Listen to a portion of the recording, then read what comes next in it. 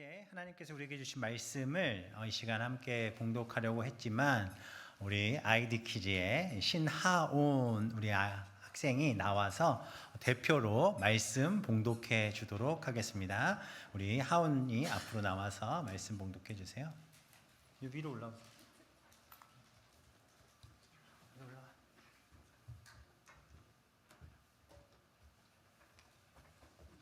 먼저 말씀 한번 찾도록 하겠습니다. 두 절입니다. 로마서 4장 25절과 고린도전서 15장 17절입니다. 로마서 4장 25절과 고린도전서 15장 17절. 긴장하지 마. 같이 설교하는 거 아니니까. 로마서 4장 25절과 고린도전서 15장 17절.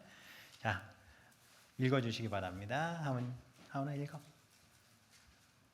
He was delivered over to death for our sins and was raised to life for our justification. 아멘. 고린도전서 15장 17절입니다. And if Christ has not been raised, your faith is futile. You are still in your sins. 아멘. 들어가세요. 감사합니다. 하나님이 주신 두 절의 말씀입니다. 오늘 이 말씀을 중심으로 부활절 주님이 주신 말씀 함께 나눠보려고 합니다. 기도하도록 하겠습니다. 사랑해 주님 감사합니다. 하나님의 크신 그 은혜의 사랑, 고난주간 새벽기도회를 통해 우리 예수님의 그 놀라운 사랑을 우리가 마음껏 새벽마다 기도하며 말씀을 통해 나눴고, 오늘은 이제 부활의 주님, 우리의 영원하신 아버지 주님의 그 크신 사랑을 함께 말씀을 통해 나누고자 합니다. 변함없는 진리의 말씀 가운데 허락하신 주님의 음성을 듣고 또 이 자리에 부활주일로 예배드리러 나온 사랑하는 성도들의 마음 가운데 오직 그리스도의 사랑만이 새겨지는 귀한 이 시간 되게 해 주옵소서. 감사드리며 예수님의 이름으로 기도합니다. 아멘. 우리 오늘 말씀을 다시 한번 함께 한 목소리로 읽어보겠습니다. 시작. 예수는 우리가 범죄한 것 때문에 내줌이 되고 또한 우리를 의롭다 하시기 위하여 살아나셨느니라. 아멘. 고린도전서입니다. 시작. 그리스도께서 다시 살아나신 일이 없으면 너희의 믿음도 헛되고 너희가 여전히 죄 가운데 있을 것이요. 아멘. 오늘 우리가 읽은 이 본문의 말씀은 분명하게 우리에게 말씀해 주고 계십니다. 예수는 죄인인 우리를 위해 대신 죽으셨고 또한 우리의 그 모든 죄를 깨끗이 씻어주시고 또 우리와 함께 하시기 위해서 어떻게 하셨습니까? 그분이 살아나셨음을 믿으시기를 바랍니다. 그리고 또 고린도전서에서 이렇게 증거합니다. 그리스도께서 다시 살아나신 일이 없으면 뭐가 헛돼요? 뭐가 헛됩니까? 우리의 믿음이 헛되고 너희가 여전히 어디에 있습니까? 죄 가운데 있을 것이다 라고 말씀하고 있습니다. 따라서 예수님께서 이 땅에 오셔서 죽으시고 부활하신 사건은 우리가 받아야 될 그 죄의 형벌을 깨끗하게 하시기 위해 오셨던 놀라운 일이라는 것을 기억하시기를 바랍니다. 생각난 김에 우리 옆에 분에게 이렇게 얘기합시다. 너는 죄인이야.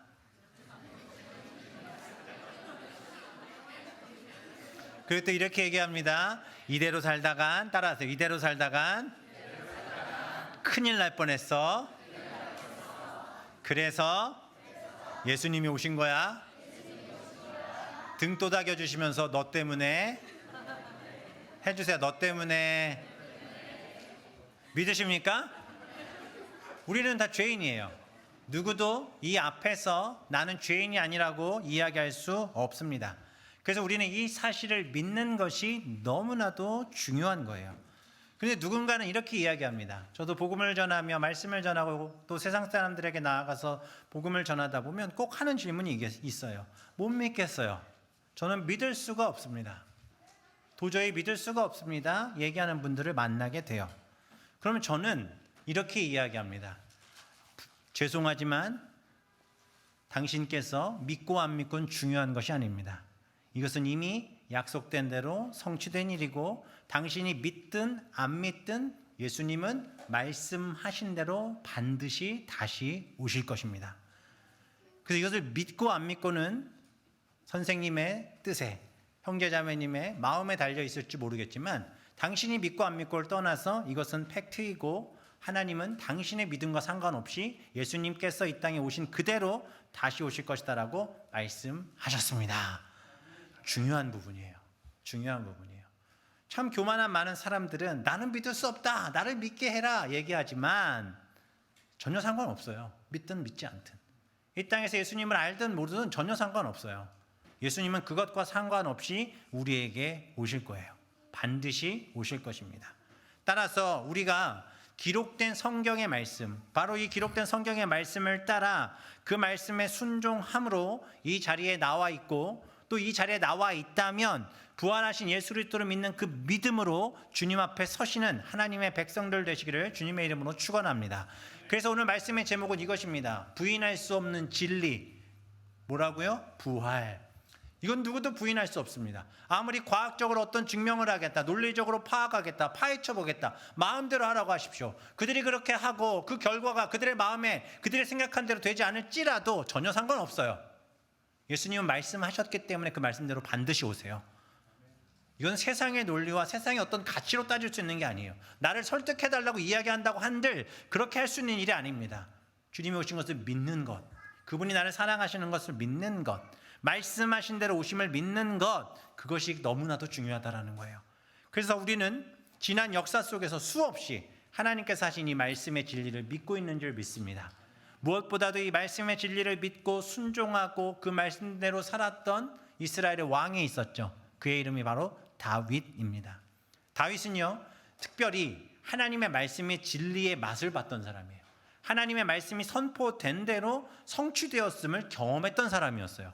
그래서 그가 시편을 기록하면서 하나님의 말씀의 이 아름다움, 변하지 않는 하나님의 말씀의 진리, 이 말씀이 얼마나 귀하고 말씀하신 대로 성취되는 확실한 말씀이다라는 것을 그가 마음껏 기록하고 싶었어요. 그래서 기록한 시편이 바로 시편 119편입니다. 몇 절까지 있죠? 176절까지 있어요. 성경 중에서 가장 긴 장이고 가장 많은 절이 있습니다. 왜 그렇게 긴 절로 다윗이 기록했는가? 그가 하나님의 말씀을 기록하다 보니 너무 할 말이 너무 많은 거예요. 그래서 사실 히브리어의 알파벳을 따라 그 알파벳의 첫 글자를 시작으로 하나님의 말씀을 기록했어요. 그 내용이 바로 시편 119편에 있는 말씀인데, 특별히 1절부터 8절의 말씀을 보면 그 안에 이 다윗이 하나님의 말씀 안에 담긴 진리가 얼마나 큰지, 또 그 말씀 우리를 결코 부끄럽게 하지 않으실 것이라는 약속의 말씀을 담았거든요. 오늘 그 말씀을 우리 송요새 학생이 앞에 나와서 빈손으로 나오니까 암송할 것 같습니다. 암송해 주도록 하겠습니다. 여기 마이크 잡고요. 행위가 온전하여 여호와의 율법을 따라 행하는 자들은 복이 있으며 여호와의 증거들을 지키고 전심으로 여호와를 구하는 자는 복이 있도다. 참으로 그르는 불의를 행하지 아니하고 주의 도를 행하는도다. 주께서 명령하사 주의 법도를 잘 지키게 하셨나이다. 내 길을 굳게 정하사 주의 일례를 지키게 하소서. 내가 주의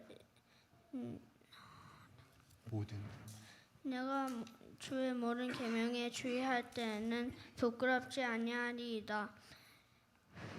내가 주의 의로운 판단을 배울 때에는 정직한 마음으로 주께 감사하리이다. 내가 주의 일례들을 지켜니니 날 아주 버리지 마옵소서. 아멘. 놀랍지 않습니까?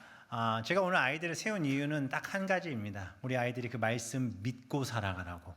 그리고 어린 아이들이 이렇게 고백하는 말씀이 우리 사랑하는 모든 성도님들의 생명의 말씀으로 새겨지시기를 간절히 소망합니다.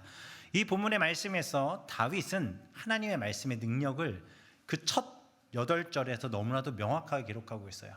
먼저 보시면 여호와의 율법을 따라 행하는 자들은 뭐가 있어요? 복이 있으며. 믿으십니까? 하나님의 말씀을 듣고 따라 행하는 자들은 복이 있습니다. 뿐만 아니라 2절에서 여호와의 증거들을 지키고 전심으로 여호와를 구하는 자는 뭐가 있어요?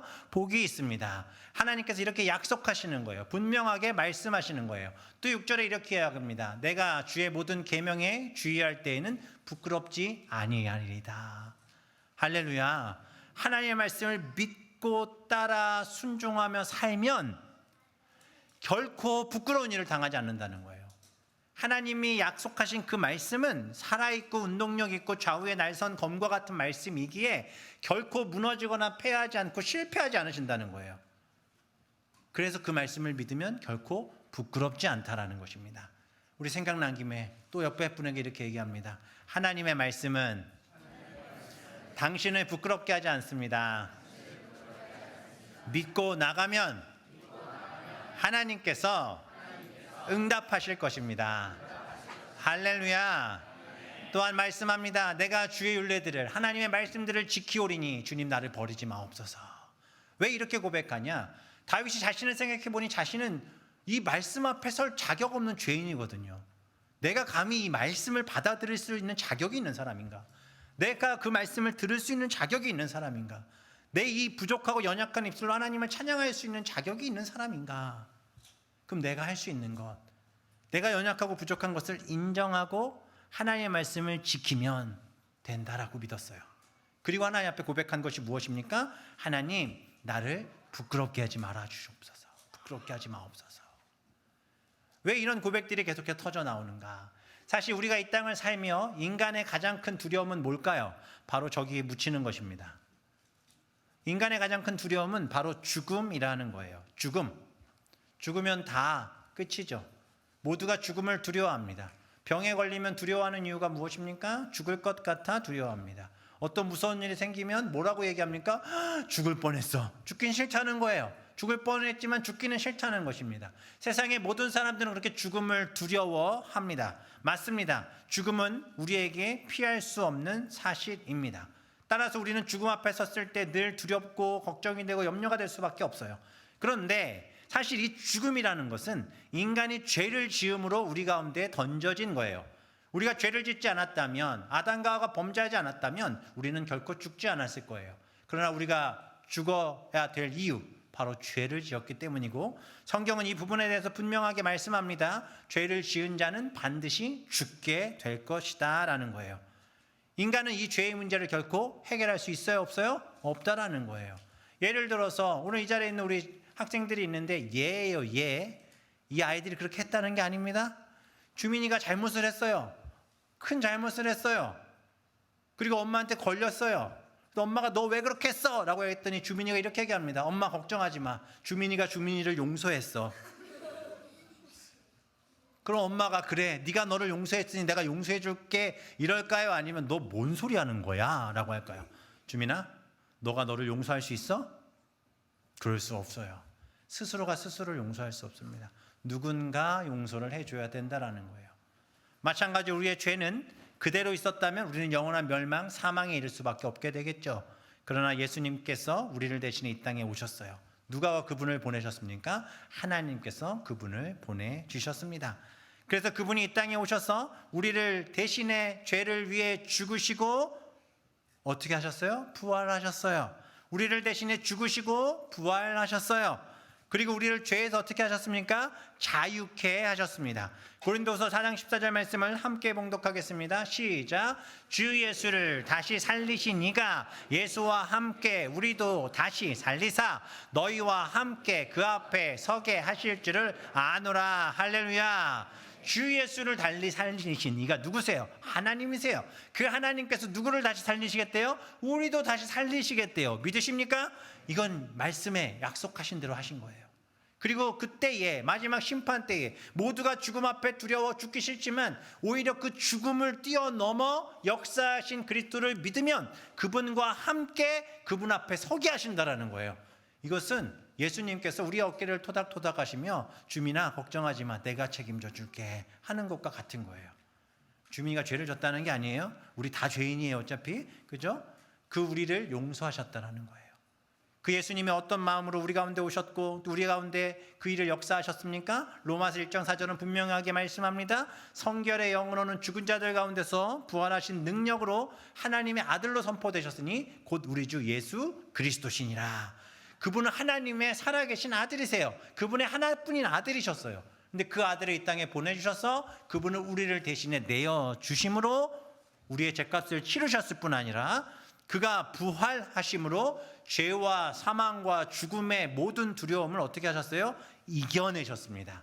이게 바로 우리 기독교의 핵심이에요. 우리는 죽음을 그래서 두려워할 수 있는 존재가 아니다라는 거예요. 우리는 의심할 필요가 없다라는 겁니다. 그러나 사실 이 일은 결코 쉽지 않죠. 어떻게 죽은 사람이 다시 살 수 있습니까? 라고 사람들은 묻습니다. 실제로 복음을 전하다 보면 많은 사람들이 이야기합니다. 어떻게 죽은 사람이 다시 살 수 있습니까? 기절한 것 아닙니까? 여전히 죽어 있는데 제자들이 그 시신을 훔쳐간 것 아닙니까? 라고 어디서 주워 들은 이야기는 많아서 하고 싶은 얘기들은 많아요. 그러나 인간의 생각과 논리로 판단할 수 있는 일이 아니라는 것입니다. 이것은 우리가 그런 의심을 할 수 있는 건 어찌 보면 당연할 수 있어요. 왜냐? 예수님의 제자들도 그랬거든요. 예수님과 3년 동안 함께 있고 예수님이 끊임없이 내가 죽겠지만 3일 만에 부활할 것이다 라는 것을 제자들에게 그렇게 말씀하셨음에도 불구하고 제자들이 숨어있던 그 자리에 예수님이 나타나시자 어떻게 했습니까? 제자들이 깜짝 놀라요. 깜짝 놀라요. 오히려 예수님을 보면서 무서워했습니다. 그리고 예수님을 향해 그가 가짜이지 않을까, 진짜가 아니라 생각했습니다. 성경은 제자들이 부활하신 예수님을 처음 목격했을 때 당황했던 그 기록들을 해뒀어요. 마가복음 16장 8절, 여자들이 몹시 놀라 떨며 부활하신다고 하셨는데 예수님이 나타나시다 떨어요. 몹시 놀라요. 그리고 어떻게 해요? 무덤에서 도망한 거예요. 우리 여자분들 당연히 그러시겠죠. 죽은 사람이 갑자기 앞에 딱 나타나면 아이고 깜짝이야 하고 도망가겠죠. 도망했다는 거예요. 그들을 향해 예수님이 뭐라고 하십니까? 무서워하여 아무에게 아무 말도 하지 못하더라 라고 얘기하잖아요. 그들이 너무 무서워서 아무 말도 하지 못했다라는 거예요. 예수님을 봤지만, 사랑하는 예수님을 봤지만 너무 놀라서 아무 말도 하지 못하는 두려움에 사로잡혔다라는 것입니다. 뿐만 아니라 제자들은 어떻습니까? 그들은 예수께서 살아나셨다는 것과 마리아에게 보이셨다는 것을 듣고도 어떻게 해요? 믿지 않았어요. 마리아가 이야기했거든요. 내가 부활하신 예수님을 봤어요. 아파? 잘못 본 것 같은데? 아니에요. 정말 부활하신 예수님을 봤어요. 대화도 나눴거든요. 제자들이 어떻게 했다고요? 믿지 않았대요. 자, 다시 질문 드립니다. 예수님이 말씀하셨다고요? 안 하셨다고요? 하셨다고요. 예수님이 말씀하셨어요. 나는 죽겠지만 3일 만에 부활할 것이다. 요나가 물고기 뱃속에 3일 만에 나온 것처럼 내가 죽겠지만 무덤에 들어가겠지만 3일 만에 내가 다시 부활할 거야 라고 말씀하셨어요? 안 하셨어요? 하셨다고요. 근데 말씀하신 대로 예수님이 나타나셨는데 믿어요? 안 믿어요? 안 믿었다고요. 마가복음 16장 13절입니다. 두 사람이 가서 남은 제자들에게 알렸으되 역시 뭐라고 합니까? 믿지 않았어요. 자, 제자들이 왜 믿지 못합니까? 그만큼 죽은 사람이 다시 살아나는 일은 놀라운 일이었던 거예요. 도저히 상상할 수 없는 일이었던 거예요. 그러나 이 일은 예수님께서도 말씀하셨지만 수천 년 전부터 기록된 성경에 창세기부터 말라기까지의 모든 성경에 끊임없이 약속하셨던 말씀이 뭐냐? 예수 그리스도께서 부활하실 것이라는 사실이었습니다. 그리고 그 말씀 그대로 2000년 전 유대 땅에서 실제로 십자가에 달려 완전히 죽으신, 이것은 성경의 기록이 아니라 당시에 하나님을 알지 못하고 기독교를 알지 못한 로마의 역사가들이 기록한 아주 객관적인 진리 속에 유대의 왕이라 부르던 예수가 십자가에 달려 죽었다라고 명확하게 기록합니다. 뿐만 아니라 그의 시신을 아리마대 사람 요셉이 구하여 빌라도가 그 시신을 내어줬다는 로마의 기록이 그대로 존재하고 있어요. 그리고 그가 어떤 무덤에 갇혔는지까지도 완벽하게 기록되어 있어요. 그러나 그 무덤엔 그리스도께서 계시지 않았다는 사실이에요. 예수님 말씀하신 대로 부활하셨어요. 이것은 역사적인 사실이라는 것입니다. 이 사실을 분명히 알 수 있는 그 증거가 뭐냐? 바로 제자들의 변화예요. 방금 전까지 부활하신 주님을 믿지도 못했고 봤음에도 믿지 못했던 그들이 변화되기 시작합니다. 예수님의 죽으심 앞에 두려워 떨던 제자들이 그들이 예수님을 만나고 완전 다른 사람이 돼버리고 말았다는 사실이에요. 왜 그런 일들이 벌어졌습니까? 그들은 겁쟁이와 같았던 사람들이에요. 예수님의 부활을 목격했지만 그들은 처음에는 두려워 떨던 사람이에요. 그러나 그 예수님이 실제로 살아계셨고 말씀하신 대로 다 그들 눈앞에 나타났다는 사실을 깨닫게 되자 그들은 이제 그들의 마음의 모든 두려움이 사라지기 시작했습니다. 그들이 변화되기 시작했습니다.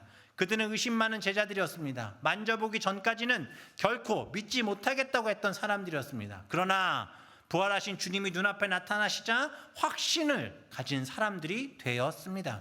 그리고 어떻게 되죠? 복음을 위해 이 선포된 하나님의 말씀의 진리가 사실이라는 것을, 이 말씀대로 이루어질 것이라는 것을 믿고 거기에 자신의 모든 것들을 걸었어요.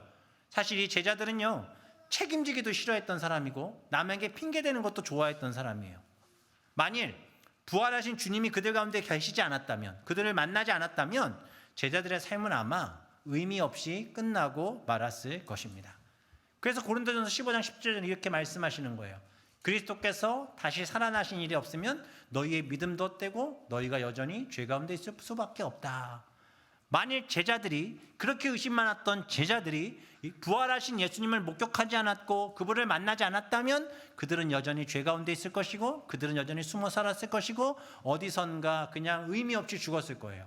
그러나 예수님의 제자들은 그렇게 삶을 마감하지 않았습니다.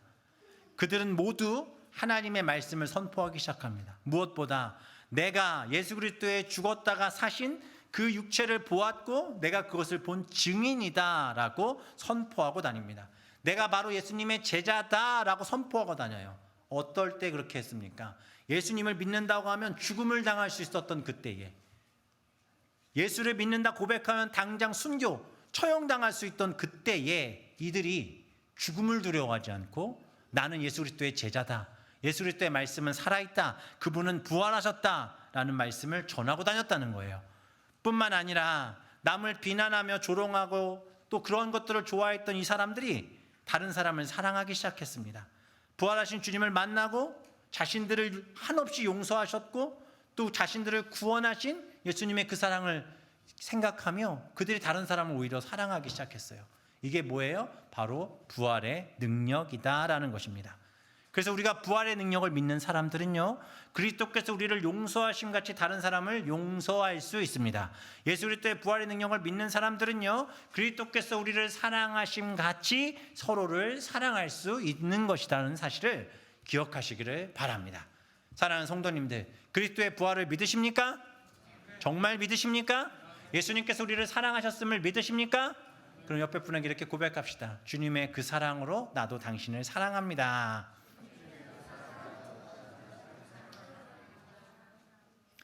시우랑 시은이만 못하고 있어요. 아무래도 남매다 보니까 쉽지 않겠지만 예수님의 사랑으로는 가능할 줄 믿습니다. 예수님의 사랑으로 서로 사랑하라 말씀하셨다는 거예요. 제자들은요, 자기의 이름을 높이려고 전도한 게 아니에요. 그들은 자기들의 배를 불려 잘 먹고 잘 살려고 복음 전한 게 아니에요. 그들이 자기들이 정말 잘난 사람이라고 뽐내려고 복음 전한 게 아니에요. 자신의 부족함, 연약함 알고 있지만 지금 우리가 죽을지라도 그리스도께서 우리에게 주신 놀라운 두 가지, 바로 한없는 사랑과 구원받음의 기쁨이 그들 가운데 있었기 때문에 그들은 복음과 부활의 증거자가 되어 예수 그리스도의 부활과 복음을 전하는 하나님의 사람으로 세워지셨음을 믿으시기를 바랍니다. 사랑하는 성도님들, 하나님은 사랑이십니다. 나 같은 자를 위해 십자가에 못 박혀 죽으신 놀라운 사랑의 결정체이십니다. 그가 하나님의 아들이심, 그것을 믿으시길 바라고, 그분이 나를 위해 이 땅에 오셔서 죽으시고 부활하셨음을 믿으시기 바라고, 그 믿음을 가지고 예수님처럼 살아가시기를 주님의 이름으로 축원합니다. 그리고 그 믿음으로 우리의 입술이 이렇게 고백했으면 좋겠습니다. 주 나의 사랑, 나 주의 사랑, 그 사랑은 내 기쁨. 주 나의 사랑, 나 주의 사랑, 그 사랑은 내 기쁨. 주 나의 사랑, 나 주의 사랑, 그 사랑은 내 기쁨. 그 사랑은 내 기쁨. 우리 반주 맞춰서 한번 더 불러볼까요? 우리 옆에 분에게 하트 뿅뿅 날리면서 예수님의 사랑, 주 나의 사랑, 주 나의 사랑, 나 주의 사랑, 그 사랑은 내 기쁨. 주 나의 사랑, 주 나의 사랑,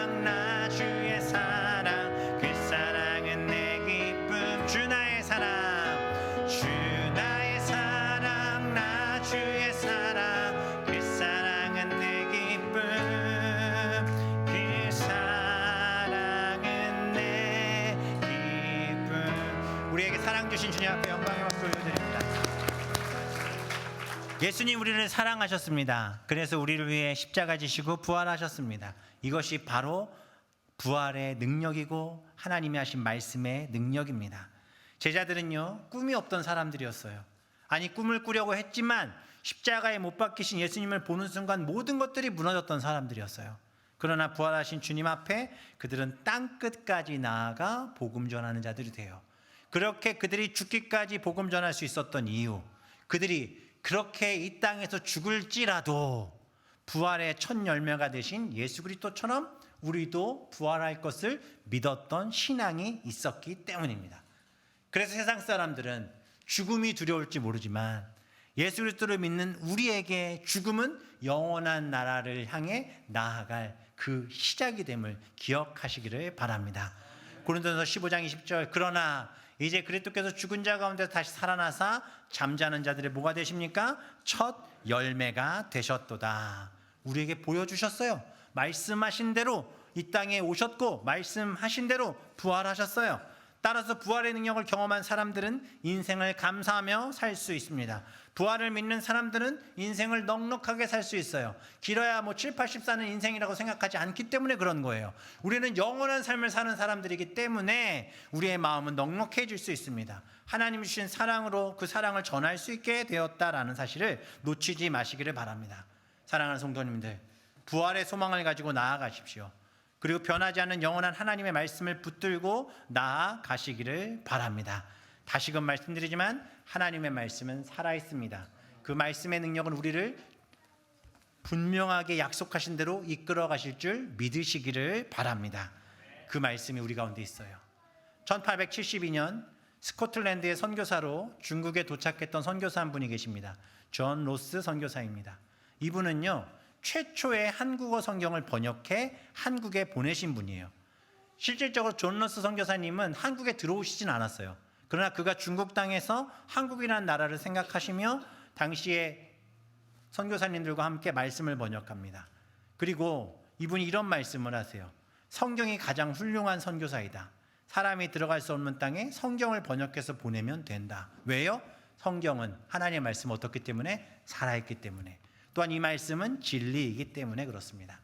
존 로스 선교사님의 그 일대기 또 성경 번역과 관련된 이 내용 영상으로 잠깐 보도록 하겠습니다. 구한말. 당시 조선은 외국인과 접촉만 해도 처형을 할 정도로 엄격한 쇄국 정책을 펴고 있을 때였습니다. 외국인으로서 조선의 국경을 넘는다는 건 당연히 불가능했죠. 존 로스 선교사는 만주 통화연 고려문이라는 곳에 도착하는데요. 이곳은 청나라와 조선의 국경이자 합법적인 교역의 관문이었기에 자유롭게 조선 상인들을 많이 만날 수 있는 곳이었죠. 첫 전도 여행 때 조선 상인들에게 한문 성경을 몇 권 나눠줬는데 그것이 열매가 되어 맺히는 것을 보게 된 존 로스 선교사는 조선어를 배워야겠다고 생각합니다. 선교사가 조선에 들어갈 수 없다면 조선말로 된 성경책을 번역하여 보내면 된다. 가장 훌륭한 선교사는 성경이다. 그러던 차 만나게 된 조선인 이응찬을 통해 한국어 어학 실력이 날로 늘게 된 존 로스 선교사는 선교사를 위한 한국어 교재를 만들 정도였습니다. 이응찬으로부터 고향 친구인 백홍준, 이성하, 김진기를 소개받은 존 로스 선교사는 이들에게 한국어를 배우면서 성경 번역을 부탁하는데요. 서양인의 어학 선생이 되어 신문물을 접하는 게 좋았지만 기독교를 받아들이면 조선에서 처형당할까 두려웠던 이들은 복음 앞에서는 완고했습니다. 하지만 성경을 번역하다 말씀에 감화되어 자진해서 예수 그리스도를 영접했습니다. 존 로스 선교사와 함께 한글 성경을 번역했던 의주 청년들은 성경책을 직접 보찜에 지고 몰래 압록강을 건넜는데요. 하지만 국경 지역의 경계는 삼엄했습니다. 결국 성경책이 발각될 위기에 처하자 이성하는 성경책을 태워서 그 죄를 압록강에 뿌려버렸습니다. 존 로스 선교사에게 돌아와 울면서 그 사실을 고백한 이성하에게 존 로스 선교사는 이렇게 말했습니다. 성경 씻은 물을 마시는 사람마다 생명을 얻게 될 것이며 성경 태운 죄를 입은 사람마다 크게 성장하리라. 그 후로도 목숨을 걸고 성경책을 조선 땅으로 들여왔던 권서인들의 활약으로 굳게 닫힌 한반도의 빗장도 복음의 물결 앞에 서서히 열리기 시작했습니다.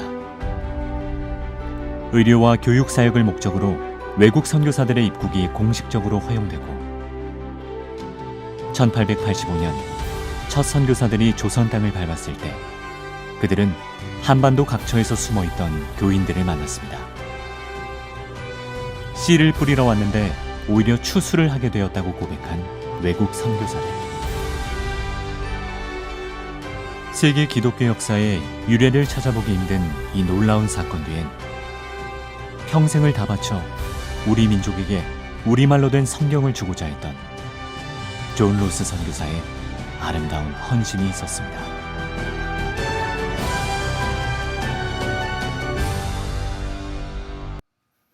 자, 영상에서 나왔던 성경이 여기 있습니다. 예수 선교전서. 제가 예전에 한번 보여드린 기억이 있는데 이 성경이 바로 존 로스 선교사가 번역한 최초의 한국어본인데 대한성서공회에서 기독교 100주년을 기념해서 만들었던 성경책을 제가 구했죠. 또 예전에 돈도 없었던 시절에 난 이건 사야 되겠다 그래가지고 선착순으로 하는 걸 제가 구입한 적이 있는데 오늘 부활절 말씀을 준비하면서 제가 어떤 것을 우리 아이들과 성도들과 나눌까 제 마음속에 딱 한 가지가 하나님께서 마음을 주셨습니다. 하나님의 말씀이 진리임을 선포해라. 이 말씀 선포된 대로 이루어짐을 선포해라. 그 말씀에 능력이 있음을 담대하게 선포해라. 사랑하는 성도님들, 예수님은 선포하신 대로 말씀에 기록된 대로 오셨어요. 그리고 예수님은 말씀에 기록된 대로 이 땅을 사시다가 말씀에 기록된 대로 죽으셨고 말씀에 기록된 대로 죽으시고 3일 만에 부활하셨습니다. 그리고 아직 성취되지 않았지만 기록된 하나님의 말씀이 있죠. 바로 우리 주 예수 그리스도께서 다시 오신다는 약속입니다. 우리는 이 일을 위해 저 먼 루안다 땅까지 26시간 이상을 비행기를 타고 갑니다. 많은 비용이 들 수도 있고 또 가서 어떤 일들을 할 수 있을지 우리는 다 알 수 없지만 단 하나, 살아계신 하나님의 말씀의 능력을 경험하고 또 그 말씀의 능력을 믿는 이 땅에 있는 우리가 그 땅에 가서 그들에게 그 땅의 어떤 상황이 어렵고 힘들지라도 살아계신 하나님의 약속의 말씀을 붙들면 그 약속의 말씀이 이 땅을 변화시킬 것이라는 믿음을 가지고 선포하러 나가는 것입니다. 부활의 이 기쁨의 날, 하나님 우리를 결코 부끄럽게 하지 않으실 것입니다. 그 말씀을 믿고 우리가 그 복음 전하는 자들의 증거가 되는 하나님의 사람들 되시기를 바랍니다. 마지막으로 영상 하나 더 보도록 하겠습니다.